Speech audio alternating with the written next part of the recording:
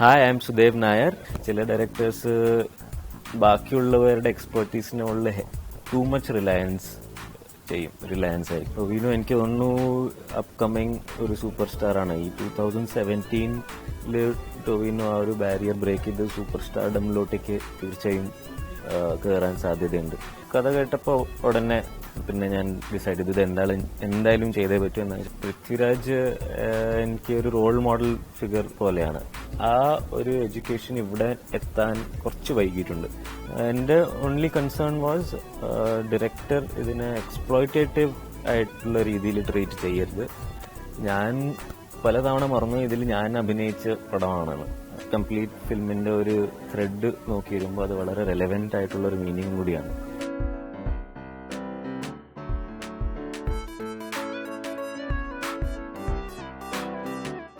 ഞാൻ സിനിമയിൽ എസ്ര എന്ന കഥാപാത്രം ചെയ്യുന്നത് ഞാൻ തന്നെയാണ്. എസ്ര ഒരു ജൂയിഷ് 22-year-old ബോയ് ക്യാരക്ടറാണ്. എസ്രയുടെ കഥയാണ് ഈ മുഴുവൻ സിനിമയുടെ കഥയെ പ്രൊപ്പൽ ചെയ്ത് കൊണ്ടുപോകുന്നത്. അപ്പോൾ എസ്ര ഹിബ്രു മീനിങ് ആണ് ക്രൈ ഫോർ ഹെൽപ്പ്. അപ്പോൾ കംപ്ലീറ്റ് ഫിലിമിന്റെ ഒരു ത്രെഡ് നോക്കി വരുമ്പോൾ അത് വളരെ റെലവെന്റ് ആയിട്ടുള്ള ഒരു മീനിങ് കൂടിയാണ്. അപ്പോൾ അതെ, സിനിമയിൽ ഒരു സെപ്പറേറ്റ് ആയിട്ടുള്ള ഒരു ജൂയിഷ് ബാക്ക്ഗ്രൗണ്ടിൽ വളരെയധികം പോർഷൻസും ജൂയിഷ് ഹിസ്റ്ററിയും അവിടുത്തെ സ്പൈസ് ട്രേഡേഴ്സിനെ കുറിച്ച് കുറെ ഇൻട്രസ്റ്റിംഗ് ആയിട്ടുള്ള സംഭവങ്ങളുണ്ട്. അപ്പോൾ അതിൽ ഒരു മെയിൻ ഒരു കഥാപാത്രമായിട്ടാണ് എസ്ര വരുന്നത്. എസ്ര ചെയ്യുന്ന ടീം ആണ് എന്നെ ആദ്യം കോണ്ടാക്ട് ചെയ്തത്. ഇങ്ങനെ ഒരു റോളുണ്ട്, ഇൻട്രസ്റ്റഡ് ആണെങ്കിൽ നമുക്ക് മീറ്റ് ചെയ്യാന്നൊക്കെ. ജയകൃഷ്ണനെ ഞാൻ വിളിച്ച് ഞങ്ങള് മീറ്റ് ചെയ്ത് കഥ കേട്ടപ്പോൾ ഉടനെ പിന്നെ ഞാൻ ഡിസൈഡ് ചെയ്തത് എന്തായാലും ചെയ്തേ പറ്റൂ എന്ന് വെച്ചാൽ വളരെ ഇൻട്രസ്റ്റിംഗ് ആയിട്ടുള്ള ഒരു സബ്ജക്റ്റും ബാക്ക്ഗ്രൗണ്ടും അതിന്റെ ട്രീറ്റ്മെന്റും ആണ്. അപ്പോൾ അങ്ങനെയാണ് അത് കമ്മിറ്റ്മെന്റ് ആയത്. അപ്പോൾ എൻ്റെ കൂടെ എൻ്റെ പേരായിട്ട് വരുന്നത് ആൻ ഷീത്തലാണ്. വളരെ ടാലന്റഡ് ആയിട്ടുള്ള ഒരു ആക്ട്രസ് ആണ്. ആൻ എൻ്റെ ഫസ്റ്റ് ഫിലിമാണ്, ആൻ്റെ ഡെബ്യൂ ആണ്. അപ്പോൾ ആദ്യമായിട്ട് ഒരു ഫ്രഷ് ടാലന്റിന്റെ കൂടെ വർക്ക് ചെയ്യുമ്പോൾ അതിന്റെ ഒരു വേറെ എനർജി ഉണ്ട്. അപ്പോൾ അത് നല്ലൊരു എക്സ്പീരിയൻസ് ആയിരുന്നു. ആനും വളരെ നല്ലൊരു ഫ്യൂച്ചർ ഉണ്ട് മലയാളം ഫിലിം ഇൻഡസ്ട്രിയിൽ. പിന്നെ ഈ സിനിമയിൽ വേറെ ഒരു പ്രധാന ക്യാരക്ടർ ചെയ്യുന്നത് ടൊവിനോ എനിക്ക് തോന്നുന്നു അപ്കമിങ് ഒരു സൂപ്പർ സ്റ്റാർ ആണ്. ഈ 2017 ടൊവിനോ ആ ഒരു ബാരിയർ ബ്രേക്ക് ചെയ്ത് സൂപ്പർ സ്റ്റാർഡമിലോട്ടേക്ക് തീർച്ചയായും കയറാൻ സാധ്യതയുണ്ട്. വളരെ വ്യത്യസ്തമായുള്ള ഒരു പേഴ്സണാലിറ്റിയും പിന്നെ ഒരു ബോഡി ഓഫ് വർക്ക് ഡെവലപ്പായി വരുന്ന എല്ലാ ഫിലിംസിലും കുറച്ച് ഡിഫറെന്റ് ആയിട്ടുള്ള വേഷങ്ങളും കാണാനും ഡിഫറെന്റ് ആയിട്ടും വളരെ ഗുഡ് ലുക്കിംഗ് ആയിട്ടുള്ള ഒരു നല്ലൊരു കോമ്പിനേഷൻ ആയിട്ടുള്ള ഒരു ആക്ടറാണ് ടൊവിനോ. പിന്നെ ഉള്ളത് സുജിത് ശങ്കറും പ്രിയാനന്ദും. പ്രിയാനന്ദ് വളരെ സ്വീറ്റ് ആയിട്ടുള്ള ഒരു ആക്ട്രസ് ആണ്. എത്രയധികം എക്സ്പീരിയൻസ് ഉണ്ട്. കുറെ ലാംഗ്വേജസിൽ ഫിലിംസ് ചെയ്തിട്ടുണ്ട്. മലയാളത്തിൽ ആദ്യമായിട്ടാണ് വരുന്നത്. അപ്പോൾ പ്രിയാനന്ദിന്റെ കൂടെ എപ്പോൾ വരുന്നാലും വളരെ ജോളിയും വളരെ ഹാപ്പി ആയിട്ടാണ്. ഓഫ് കോഴ്സ് പൃഥ്വിരാജിന്റെ കൂടെ എൻ്റെ സെക്കൻഡ് ഫിലിമാണ്. പൃഥ്വിരാജ് ഒരു കോ ആക്ടർ മാത്രമല്ല, എനിക്ക് എൻ്റെ ഒരു റോൾ മോഡലും കൂടിയാണ്. അപ്പോൾ ഞാൻ എപ്പോഴും അതിനൊരു ലേണിംഗ് എക്സ്പീരിയൻസ് ആയിട്ടേ കാണുള്ളൂ. സിനിമ കണ്ടുകൊണ്ടിരിക്കുമ്പോൾ അതിന്റെ സ്റ്റോറി ഫ്ലോ ഇത്ര ഓർഗാനിക് ആയിട്ട് പോകുന്ന കാരണം ഞാൻ പലതവണ മറന്നു ഇതിൽ ഞാൻ അഭിനയിച്ച പടമാണെന്ന്. അതിൽ ഇത്ര ഒഴുകി പോണത് അതിന്റെ ഇത്ര ബ്യൂട്ടിഫുൾ വിഷ്വൽസും അതിന്റെ സൗണ്ടും പിന്നെ പൃഥ്വിരാജിന്റെ പെർഫോമൻസും ഒക്കെ വരുമ്പോൾ നമ്മൾ സസ്പെൻഷൻ ഓഫ് ഡിസ്ബിലീഫ് എന്ന് പറയും.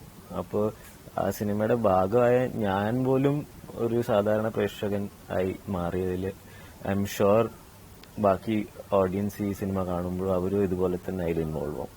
ജൂയിഷ് ആയിട്ട് വരുമ്പോൾ മെയിൻലി അതിന്റെ പ്രിപ്പറേഷൻസ് കുറച്ചൊരു എക്സ്റ്റേണൽ അപ്പിയറൻസ് ഒക്കെ ആയിരുന്നു. അത് ആ ഒരു കാലഘട്ടത്തിലായതുകൊണ്ട് അപ്പൊ അതിന്റെ ഹാർഡ് വർക്കും ക്രെഡിറ്റും ഫുൾ കോസ്റ്റ്യൂം ഡിസൈനേഴ്സും മേക്കപ്പും ഹെയറും ചെയ്ത ആൾക്കാർക്കാണ്. അവരാണ് അതിന്റെ ഫുൾ ഡിസൈൻ ചെയ്തിരിക്കുന്നത്. പിന്നെ എനിക്ക് ഒരു 22-year-old ബോയ് ആയിട്ട് പ്ലേ ചെയ്യാൻ വേണ്ടി കുറച്ച് മസിൽ ടോൺ ഒന്ന് കുറയ്ക്കണമായിരുന്നു. അപ്പോൾ അതുകൊണ്ട് ഞാൻ വെയിറ്റ് ട്രെയിനിങ് ഒക്കെ ഒന്ന് നിർത്തി കുറച്ചൊരു ബേബി ഫാറ്റ് പുട്ട് ഓൺ ചെയ്ത് അങ്ങനത്തെ ഒരു രൂപത്തിൽ വരണമെന്നായിരുന്നു ആഗ്രഹം. അപ്പോൾ ഒരു 22-year-old ബോയ് ആയിട്ട് ബിലീവബിൾ ആയിട്ട് കാണാൻ വേണ്ടി. JK വളരെ ടെക്നിക്കലായിട്ടും വെരി ഷുവർ ആയിട്ടുള്ള ഡയറക്ടറാണ്. സെറ്റിലും ഓരോരോ ടെക്നീഷ്യൻസിനോ ആർട്ടിസ്റ്റിനോ ഇൻസ്ട്രക്ഷൻസ് കൊടുക്കുമ്പോൾ വളരെ സ്പെസിഫിക് ആയിട്ട് ടെക്നിക്കലായിട്ട് ഇൻസ്ട്രക്ഷൻസ് കൊടുക്കുക. അപ്പോൾ JKയുടെ മനസ്സിൽ എന്താണ് വളരെ ക്ലിയർ ആയിരുന്നു. അപ്പോൾ എല്ലാവർക്കും കൊളാബറേറ്റ് ചെയ്യുന്ന എല്ലാ ടെക്നീഷ്യൻസിനും JKയുടെ മൈൻഡിൽ എന്താണ് അത് പ്രിസൈസ്ലി ക്ലിയർ ആയിരുന്നു. അപ്പോൾ അങ്ങനത്തെ ഡയറക്ടേഴ്സിന് ഇവിടെ വർക്ക് ചെയ്യാൻ വളരെ റെയറാണ്. ചില ഡയറക്ടേഴ്സ് ബാക്കിയുള്ളവരുടെ എക്സ്പെർട്ടീസിനുള്ള ടു മച്ച് റിലയൻസ് ആയിരിക്കും. അപ്പോൾ അതുകൊണ്ട് അവരുടെ ഓൺ വിഷൻ അല്ലാണ്ട് ബാക്കിയുള്ളവരുടെ വിഷൻസ് ഒക്കെ മിക്സായി അങ്ങനെ വരുന്ന പ്രൊഡക്ട്സ് വളരെ ഡൈല്യൂട്ടഡ് ആയിട്ട് വരും. പക്ഷെ ഇതിൽ JKയുടെ വിഷൻ ത്രൂ ആൻഡ് ത്രൂ നമുക്ക് കാണാൻ പറ്റും. ഈ പടത്തിൽ അൺഫോർച്ചുനേറ്റ്ലി എനിക്ക് പൃഥ്വിരാജിന്റെ കൂടെ വളരെയധികം കോമ്പിനേഷൻ സീൻസ് ഉണ്ടായില്ല. ഞങ്ങളുടെ ട്രാക്സ് കുറച്ച് സെപ്പറേറ്റ് ആണ്, എന്നാലും കുറച്ച് ഇന്ററാക്ട് ചെയ്യാനുള്ള അവസരം ഉണ്ടായിരുന്നു. അപ്പോൾ പൃഥ്വിരാജ് എനിക്ക് ഒരു റോൾ മോഡൽ ഫിഗർ പോലെയാണ്. വളരെ ഈസിയും കംഫർട്ടബിളും ആണ് വർക്ക് ചെയ്യാൻ വേണ്ടി. അപ്പോൾ അങ്ങനെ വളരെ നല്ല എക്സ്പീരിയൻസ് ആണ്. ഇനിയും പൃഥ്വിരാജിന്റെ കൂടെ കുറെ സിനിമകളിൽ അഭിനയിക്കാൻ അവസരം കിട്ടും എന്ന് ഞാൻ വിശ്വസിക്കുന്നു. ഒരു സൂപ്പർ നാച്ചുറൽ അല്ലെങ്കിൽ ഹൊറർ ജോൺറ എന്ന് പറയുമ്പോൾ അതിൽ ഏറ്റവും കൂടുതൽ ഇമ്പോർട്ടൻസ് ഉള്ള ഒരു ആസ്പെക്റ്റ് ആണ് സൗണ്ട് ഡിസൈൻ പൊതുവെ ഫിലിംസിൽ നിഗ്ലക്റ്റ് ആയി പോകുന്ന ഒരു ഡിപ്പാർട്ട്മെന്റ് ആണ്. അപ്പോൾ ഇതിൽ സൗണ്ട് ഡിസൈൻ ചെയ്തിരിക്കുന്ന അനീഷ് എന്ന് പറഞ്ഞ് ഫിലിം ഇൻസ്റ്റിറ്റ്യൂട്ടിൽ നിന്ന് എൻ്റെ സീനിയറാണ്. വളരെ എക്സ്പെർട്ട്ലി ഹാൻഡിൽ ചെയ്ത് അതിൻ്റെ ആ സിനിമയുടെ ഫീലിങ്ങിനെ കുറെ ലെവലും കൂടി കൂട്ടി കൊണ്ടുവന്ന ഒരു ടെക്നീഷ്യനാണ്. അപ്പോൾ അങ്ങനത്തെ ഒരു ക്രൂവിന്റെ പാർട്ട് ആയതിന് എനിക്ക് വളരെയധികം സന്തോഷമുണ്ട്. റിയൽ ആണോ എന്ന് പറയാൻ പറ്റില്ല. ഞാൻ ആക്ച്വലി സെറ്റിൽ ആ സമയത്ത് ഉണ്ടായില്ല. എന്നാലും എനിക്ക് അത് മനസ്സിലാക്കാൻ പറ്റും. നമ്മൾ ആ സെറ്റിൽ ആ അറ്റ്മോസ്ഫിയറിൽ ഇരിക്കുമ്പോൾ നമ്മൾ ഒന്നാമത് ഡിസൈൻ ചെയ്തിരിക്കുന്നത് സെറ്റ്, അതിന്റെ ലൈറ്റ്സും ഒരു അറ്റ്മോസ്ഫിയർ എത്ര ബിലീവബിൾ ആണ്. അത് നമ്മൾ കുറെ നേരം അതിൽ സമയം സ്പെൻഡ് ചെയ്താൽ നമ്മുടെ ഓൺ സൈക്കോളജി ഒരു ഫിയറിലോട്ടേക്ക് മാറാൻ സാധ്യതയുണ്ട്. അപ്പൊ എന്ത് സംഭവിച്ചാലും നമ്മൾ അതിനെ കണക്ട് ചെയ്യണ ആദ്യം തോട്ട് വരുന്നത് എന്തോ സൂപ്പർ നാച്ചുറൽ ഒക്കറൻസ് ഉണ്ട് എന്നാണ്. അപ്പോൾ അങ്ങനെയാണെന്നാണ് എൻ്റെ വിശ്വാസം. അത് ആക്ച്വലി മലയാളത്തിൽ യൂട്യൂബിലും ഓൺലൈനിലും വ്യൂവർഷിപ്പും സൗത്ത് ഇന്ത്യയിൽ നിന്ന് വളരെ അധികം വ്യൂവർഷിപ്പാണ് വരുന്നത്. എന്നാലും ഇവിടെ ക്രിയേറ്റേഴ്സ് ഇൻവെസ്റ്റ് ചെയ്യാൻ ആയിട്ടുള്ള എഡ്യൂക്കേഷൻ ചിലപ്പോൾ ക്രിയേറ്റേഴ്സിന് ഇതുവരെ വന്നിട്ടില്ല. വെബിലുള്ള പോസിബിലിറ്റീസ് എന്താണെന്നുള്ളത് ബോംബെയിൽ ക്രിയേറ്റേഴ്സ് മനസ്സിലാക്കിയിരിക്കുന്ന ആ ഒരു എഡ്യൂക്കേഷൻ ഇവിടെ എത്താൻ കുറച്ച് വൈകിട്ടുണ്ട്. അപ്പോൾ അതിന്റെ ശ്രമങ്ങൾ ഇപ്പോഴും നടക്കുന്നുണ്ട്. കുറച്ചു കാലം മുമ്പ് മനോരമ ഓർഗനൈസ് ചെയ്ത ഒരു ഡിജിറ്റൽ സമ്മിറ്റ് ഉണ്ടായിരുന്നു. അവിടെ കുറെ ക്രിയേറ്റേഴ്സും ഓൾ ഓവർ ദി കൺട്രിയിൽ നിന്ന് വന്നു. ഇവിടുത്തെ ക്രിയേറ്റേഴ്സിനെ കുറച്ച് എൻകറേജ്മെന്റ് കൊടുക്കാനും എങ്ങനെയാണ് അതിനെ അപ്രോച്ച് ചെയ്യേണ്ടത്, റവന്യൂ സ്ട്രീംസ് എന്തൊക്കെയാണ് എന്നൊക്കെ വളരെ എസ്റ്റാബ്ലിഷ്ഡ് ആയിട്ടുള്ള വളരെയധികം പോസിബിലിറ്റീസ് ഉള്ള ഒരു മീഡിയമാണ് വെബ്. എസ്പെഷ്യലി സെൻസർഷിപ്പ് ഇല്ല. പിന്നെ മോർ ഇമ്പോർട്ടൻ്റ്ലി നമുക്ക് ഒരു പെർട്ടിക്കുലർ ഓഡിയൻസിനെ കേറ്റർ ചെയ്തുകൊണ്ട് അത് മനസ്സിൽ വെച്ച് കോണ്ടന്റിനെ മാനിപ്പുലേറ്റ് ചെയ്യേണ്ട ആവശ്യമില്ല. നമുക്ക് എന്താ വേണ്ടതെന്ന് വെച്ചാൽ ജെന്യുവൻ ആയിട്ടുള്ള ഒറിജിനൽ തോട്ട് പ്രോസസ്സിന്റെ കോണ്ടന്റ് ഉണ്ടാക്കാനുള്ള സാധ്യതകളുണ്ട്. അപ്പോൾ തീർച്ചയായും ഐ എം ഷുവർ വരുന്ന കാലത്തിൽ മലയാളത്തിലും വെബ് കോണ്ടന്റ് വരാൻ തുടങ്ങും. ഞാൻ ആക്ച്വലി ഫസ്റ്റ് ഫിലിം ചെയ്യുമ്പോൾ ഇതിനെക്കുറിച്ച് ആലോചിച്ചതേ ഇല്ല. ഇതൊരു ഹോമോസെക്ഷൽ ക്യാരക്ടറാണോ, ഇത് ടാബു സബ്ജക്റ്റ് ആണോ. എന്നെ സംബന്ധിച്ചോളം ഇത് ഏത് വേറെ ക്യാരക്ടറിനെ ഞാൻ അപ്രോച്ച് ചെയ്യണ പോലെ തന്നെ ഞാൻ അപ്രോച്ച് ചെയ്ത ഇതിനെ. എന്റെ ഓൺലി കൺസേൺ വാസ് ഡയറക്ടർ ഇതിനെ എക്സ്പ്ലോയിറ്റേറ്റീവ് ആയിട്ടുള്ള രീതിയിൽ ട്രീറ്റ് ചെയ്യരുത്. ഒരു സെൻസേഷണൽ സബ്ജക്റ്റിനെ എടുത്ത് ഒരു സിനിമ ഉണ്ടാക്കി കുറച്ച് പേരുണ്ടാക്കാനുള്ള അങ്ങനത്തെ ഇന്റൻഷൻ ഉണ്ടായിരുന്നെങ്കിൽ ഞാൻ ആ സിനിമ ചെയ്യില്ലായിരുന്നു. പക്ഷെ അങ്ങനെ ഒന്നും ഉണ്ടായിരുന്നില്ല. വളരെ സിൻസിയർ ആയിട്ടുള്ള സ്ക്രിപ്റ്റും വളരെ സിൻസിയർ ആയിട്ടുള്ള ഒരു ഡയറക്ടറും പത്മകുമാർ. അതുകൊണ്ട് അതിലെനിക്ക് വേറെ ഒരു അപ്രിഹെൻഷൻസ് ഉണ്ടായില്ല. എനിക്ക് ഏറ്റവും കൂടുതൽ ചെയ്യാൻ ആഗ്രഹമുള്ളത് ഒരു ആക്ഷൻ കോമഡിയാണ്. ഒരു സ്പൈ കോമഡി, അല്ലെങ്കിൽ ഒരു ബഡി കോപ്പ് ജോൺറ ഫിലിം. എനിക്ക് ഏറ്റവും enjoyable experience as an actor വരുന്നത് കോമഡി ചെയ്യുമ്പോഴാണ്. എന്താണെന്ന് വെച്ചാൽ ഒരു കോമഡി ചെയ്യുമ്പോൾ എനർജി വളരെ ഹൈ എനർജി ആയിരിക്കും, വളരെ ഫ്രീ ആയിട്ടുള്ള ഒരു എക്സ്പീരിയൻസ് ആയിരിക്കും. അപ്പോൾ അതുകൊണ്ട് പ്ലസ് ആക്ഷൻ എനിക്ക് വളരെയധികം ഇഷ്ടമാണ്. അത് ആക്ഷൻ ചെയ്യാനുള്ള അവസരം എനിക്കിതുവരെ കിട്ടിയിട്ടില്ല. അപ്പോൾ ഒരു ജാക്കി ചാൻ സ്റ്റൈൽ കൊറിയോഗ്രാഫ്ഡ് ആക്ഷൻ കോമഡി ചെയ്യാനുള്ളതാണ് എനിക്ക് ഏറ്റവും കൂടുതൽ ആഗ്രഹം. ഫീച്ചർ ഫിലിം ചെയ്തിരിക്കുന്ന ഒന്ന് മാത്രമേ ഉള്ളൂ.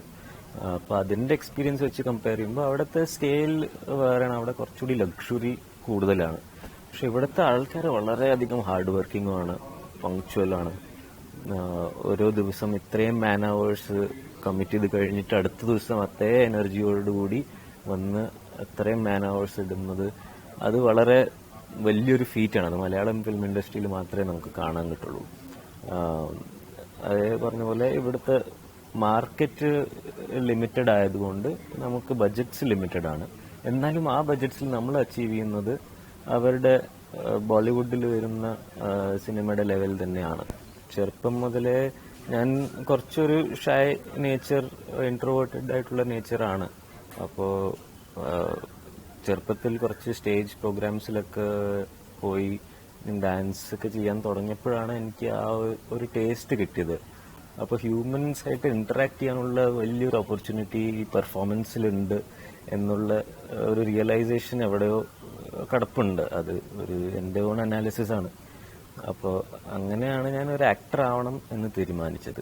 പിന്നെ എഞ്ചിനീയറിംഗിന് പഠിച്ചുകൊണ്ടിരിക്കുമ്പോഴാണ് ഒരു ഫിലിം ആക്ടർ ആവണം എന്നുള്ള ഒരു ക്ലാരിറ്റിയും കൂടി എനിക്ക് വന്നത്. അങ്ങനെയാണ് പിന്നെ ഫിലിം ആക്ടർ ആവണമെങ്കിൽ അതിൻ്റെ ടെക്നിക്കാലിറ്റീസ് കുറേ പഠിക്കാനുണ്ട്, അത് ഒന്ന് പഠിക്കണം എന്നുള്ള ആഗ്രഹം വന്നപ്പോൾ പൂനെ ഫിലിം ഇൻസ്റ്റിറ്റ്യൂട്ടിൽ അപ്ലൈ ചെയ്തു, അവിടെ അഡ്മിഷൻ കിട്ടി. അങ്ങനെയാണ് പിന്നെ അവിടെ അതിൻ്റെ ഓരോരോ ക്രാഫ്റ്റിൻ്റെ കാര്യങ്ങളും പഠിച്ചെടുത്തതും പിന്നെ ചാൻസ് തേടി തേടി തേടി ഇങ്ങനെ എത്തി. എൻ്റെ അച്ഛനും അമ്മയും രണ്ടുപേരും വർക്കിംഗ് ആണ്. അച്ഛൻ ഇപ്പോൾ ജസ്റ്റ് റിട്ടയറായി, രണ്ടുപേരും സർവീസാണ്. അപ്പോൾ ഒരു മിഡിൽ ക്ലാസ് ഫാമിലിയിൽ നിന്ന് വരുമ്പോൾ തീർച്ചയായും, പ്ലസ് ഞാനൊരു കമ്പ്യൂട്ടർ എഞ്ചിനീയറും കൂടിയാണ്. ഒരു കമ്പ്യൂട്ടർ എഞ്ചിനീയറിംഗ് കഴിഞ്ഞ് ജോലി ചെയ്യാണ്ട് സിനിമയുടെ പുറകെ നടക്കുന്നു എന്നൊക്കെ പറയുമ്പോൾ ഒരു മിഡിൽ ക്ലാസ് ഫാമിലിക്ക് തീർച്ചയായും ഒരു പേടി ഉണ്ടാവും. അപ്പോൾ ഒരു കോണ്ടാക്റ്റും ഇല്ല, ആരെ എങ്ങനെ അപ്രോച്ച് ചെയ്യുക, എന്താണ് ഒരു ഡയറക്ഷനും ഇല്ലാണ്ട് ഇങ്ങനെ പുറപ്പെടുന്നതിന് നല്ലൊരു കരിയറും കളഞ്ഞിട്ട്. എന്നാലും എൻ്റെ പേരൻസ് കംപ്ലീറ്റ് സപ്പോർട്ടായിരുന്നു, മോറലി ആൻഡ് ഫൈനാൻഷ്യലി. വളരെ ഇമ്പോർട്ടൻ്റ് ആയിട്ടുള്ള കാര്യങ്ങളാണ്. ആ സപ്പോർട്ട് എനിക്ക് കിട്ടിയില്ലായിരുന്നെങ്കിൽ എനിക്ക് ഇത്രയും ഫോക്കസ്ഡ് ആയിട്ട് വർക്ക് ചെയ്യാൻ കഴിയില്ലായിരുന്നു. അപ്പോൾ അതുകൊണ്ട് ഞാൻ എൻ്റെ എങ്ങനത്തെ പേരൻസ് ആണ് എനിക്ക് കിട്ടിയതിൽ എനിക്ക് വളരെയധികം അഭിമാനമുണ്ട്. എസ്രയുടെ മെയിൻ സംഭവം എന്താണെന്ന് വെച്ചാൽ ഇത് ഒരു ഹൊറർ ജോൺറ ആണെന്ന് മാത്രമേ ഉള്ളൂ. പക്ഷേ ഫിലിം ഉണ്ടാക്കിയിരിക്കുന്നത് പേടിപ്പിക്കാനുള്ള ഒരു മോട്ടീവ് കൊണ്ടല്ല. അപ്പോൾ നമ്മൾ മിനിറ്റിന് പേടിക്കും എന്ന് എക്സ്പെക്ട് ചെയ്ത് പോകരുത്. പേടി ഉണ്ട്, അതിൻ്റെ ഒരു ഭാഗമാണ്. പക്ഷേ അതിൻ്റെ മെയിൻ ഇമ്പോർട്ടൻ്റ് അതിൻ്റെ സ്റ്റോറി, ഒരു ജൂയിഷ് ബാക്ക്ഗ്രൗണ്ടിൽ വളരെ ഇൻട്രസ്റ്റിംഗ് ആയിട്ടുള്ള കാര്യങ്ങളും ഒരു റൊമാൻസും പിന്നെ ഡ്രാമയും വളരെയധികം ഇമോഷണൽ ഡെപ്ത് ഉള്ള ഒരു സ്റ്റോറി പ്രതീക്ഷിച്ചിട്ട് ഓഡിയൻസ് പോകണം.